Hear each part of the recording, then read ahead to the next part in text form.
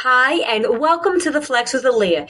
Today, I'm still ramped up about my 100-mile run coming up. And this particular episode talks about the nutrition aspect, what I'm going to be eating on the week leading up to, things during, and even a little bit about recovery. But my main focus is the week leading up to it because I'm 2 weeks out. Oh my God, can you believe it?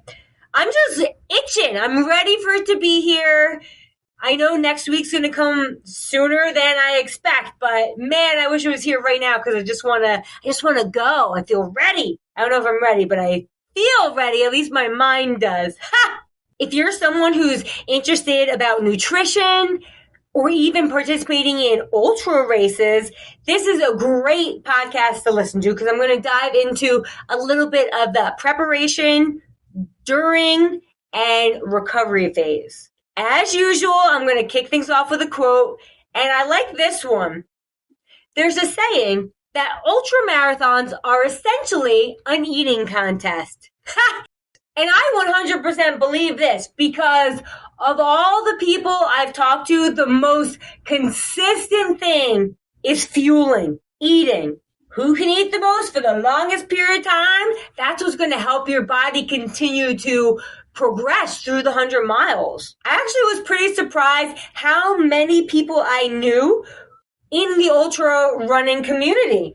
It's a very small community, but I know plenty of people and I reached out to them just to hear their thoughts. I also have coached runners to do 100 miles, but I've never done one myself. I've done several ultras, but nothing of 100 miles. So let's dive right in. Next week, that's when the race is on Saturday. What am I going to be changing in my eating, if anything, during the week? I don't really follow a macro style diet, but I eat kind of like that. I know about how much protein I'm getting in, carbs, and fats. Now, I'm going to stick with my eating routine because that is exactly what I've been practicing with. But I'm going to shift what I'm actually consuming. My caloric intake is going to stay about the same. I might increase it a little bit, but it's going to stay about the same. Instead of eating as much protein as I usually do, I'm going to let that take a back seat.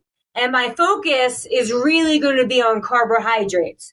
So my oatmeal, rice. I'm not a huge pasta person, so I'm probably mainly sticking to the rice, oatmeal, rice cakes. I love my rice cakes, but they're not really that calorically dense. Even sweet potatoes. There's this cereal that I found that I really like, and I think I might incorporate that a little bit more next week. Now, my meals don't need to be bigger. I'm going to eat a little bit more frequently throughout the day. Ultra running is not something where you're like, hell yeah, I look sexy during this phase, because you're retaining those calories. So there is a bloat that tends to be associated with it, but if that's what it takes to go 100 miles, so be it. Your body's pretty amazing.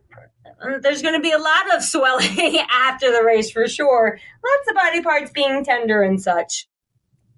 Pretty much, that's what I'm going to be eating next week. Increase my carbohydrate intake, decrease my protein intake, and have meals more frequently throughout the day. Wednesday, I'm going to make sure I'm starting to hydrate a little bit more. I don't want to be overhydrated. I drink water pretty regularly. I might add some electrolytes or some of these endurance tablets that I have into the days leading up to. So I'm priming my body to be ready for this event. I'm not just going to show up Saturday and be like, boom, we're ready, even though I'm kind of doing that with my training. But nutrition, you need the fuel to get through this sucker. Friday, there's usually a lot of talk about carb loading. I am not a huge advocate of load up on carbs all the way, only because they really make me feel heavy and they don't sit nicely in my stomach. I always tell my clients, whatever you've been eating during your training, continue, because you've been doing runs, long runs, speed work, whatever you've been working on, off of the nutrition you've been eating. So to change it drastically the week leading up to it is probably not the smartest route. If all I've been eating is rice cakes and still running 20 miles, then you know what? That is what my body is used to. That's just an example. That is not what I'm doing. Even though, like I said, I love my rice cakes, but don't worry, that is not all I'm fueling on. So, like I said, slightly increase the carbs a little bit and spread them out throughout the day. That way I'm not feeling so full and bleh, because that's not really fun. That doesn't make you want to run 100 miles feeling heavy. So on Friday, I'm going to be eating something similar to what I normally eat. Same thing, my protein is going to be a little less. I'm going to eat probably chicken because it is the most neutral thing for my stomach. A lot of races do these pasta meals. I don't like eating other people's food when I don't know where it's from, especially before an event. So the day before, I'm probably going to a Target or something. I'm going to get a rotisserie chicken. I'm going to get a rice packet that I can stick in a microwave. I love my vegetables, but they need to take a back burner because I don't really want that fiber in my stomach because it is not going to be functioning well day of. That is my plan for Friday, especially the main meal for dinner. Rice, some chicken, probably fruit. I know some people talk about nuts because you do want some fat in your diet. I love peanut butter, but usually the days leading up to an event, I will stop eating the nuts because they will bind up my stomach because they're actually pretty hard to digest. So I don't want any GI issues during the event. I might have something like a treat, maybe like a cookie, just to help keep my glycogen stores going and excited and ready to survive pretty much on Saturday. Like I said at the beginning, the overwhelming consensus was to fuel, fuel, fuel. Eat lots. At every station, no matter what, eat something, whether you want to or not. Because if you don't, the likelihood of you finishing the event decreases. And my goal is completion. So I'm going to do my best to consume as much as I can without feeling full. I'm probably going to take things and stick it in my hydration pack, the little pockets that I have on my vest, because I'm more of a nibbler. I am someone who doesn't run well with food sitting in my stomach. I tend to get a lot of side stitches then in trying to digest. Yes, I have been practicing a little bit eating as I'm running. Definitely the hydration piece because that is needed. So I've been running with my hydration pack, taking sips here and there. I've eaten a honey stinger little stroop waffle. The milder the food, the better. I know some people eat mashed potatoes. In my head, it sounds kind of nice, but no way. Everything needs to be really neutral for my stomach. Like I said, I've done ultras before, and I've brought so much stuff, and I've barely even touched it.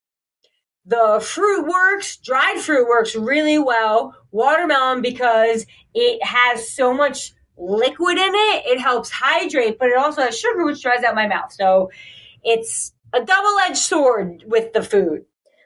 Some of my calories are going to be taken in with liquids, meaning my ginger ale, my apple juice, the Gatorade, those things, especially later on when my stomach maybe shuts off. I don't really know when that's going to happen, but I'm preparing for it.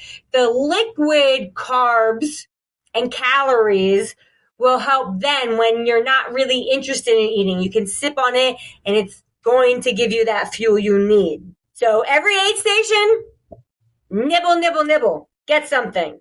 Eating regularly about 200 to 300 calories per hour because your body at rest will burn so much, right?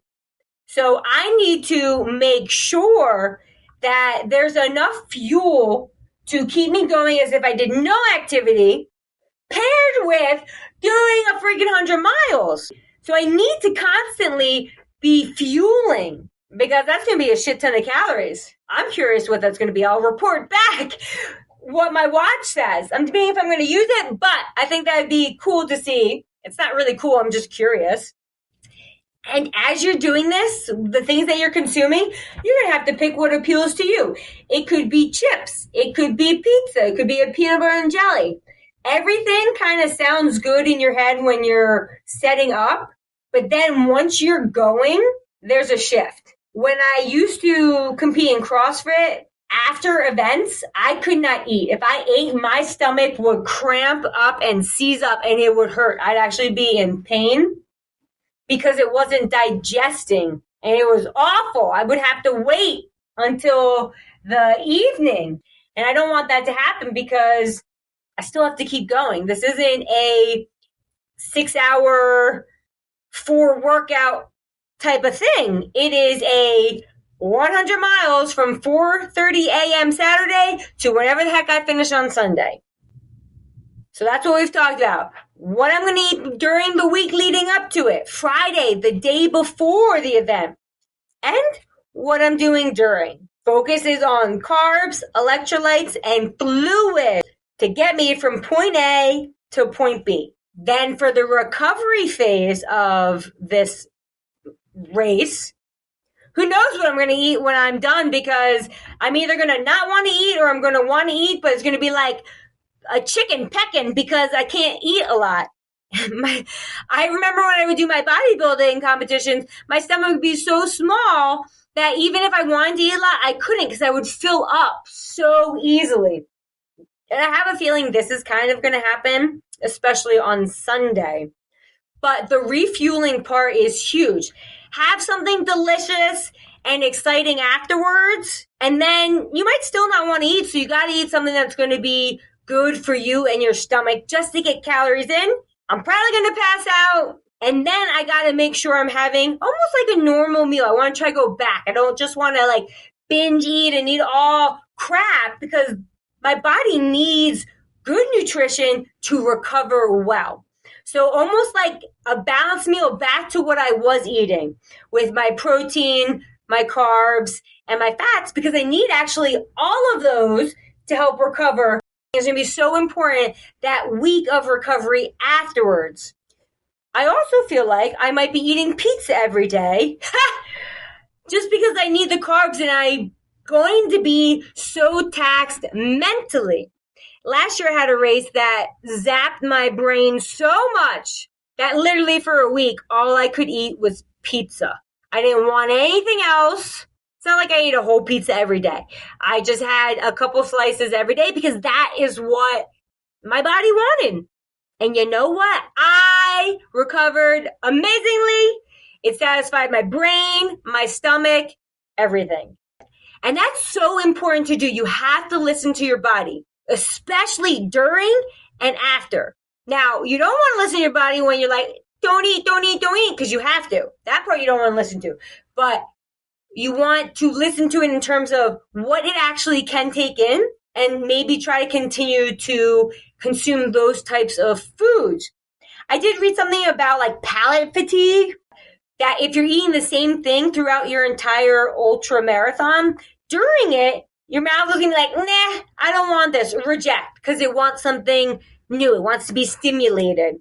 So instead of always having the gels, it wants a different flavor or a different texture, something like that. And this just reminded me, one of the things I have to have after participating in game night this weekend that reminded me of it, I gotta have my watermelon airheads. I was like, oh my God, that is perfect for this race. It has the sugar, it's got that carb, and oh my God, the taste and the smell is just gonna be so exciting when I'm dying on the last like 30 miles. So I'm gonna save it for a treat towards the end of the race. So that concludes the nutrition talk. Like I said, the main piece is fuel, fuel, fuel. Keep it going. Don't overwhelm your body, but you want to make sure you're putting that fuel in. The week leading up to it, maintain what I've been eating, but slightly adjust the distribution of my macros, we'll say. So less protein, more carbs, around the same caloric intake. Increase my hydration once it gets midweek. Already talked about the during part. And then the recovery phase, eating some quality food, but also listening to your body so you can recover well. And that goes back to that quote that said, there's a saying that ultra marathons are essentially an eating contest. I'm not very good at eating contests, but you know what? I'm going to conquer this one. Ha! Thank you so much for tuning into the Flex with Aaliyah, and I will catch you next time. Remember to like, subscribe, share, and of course, stay flexy.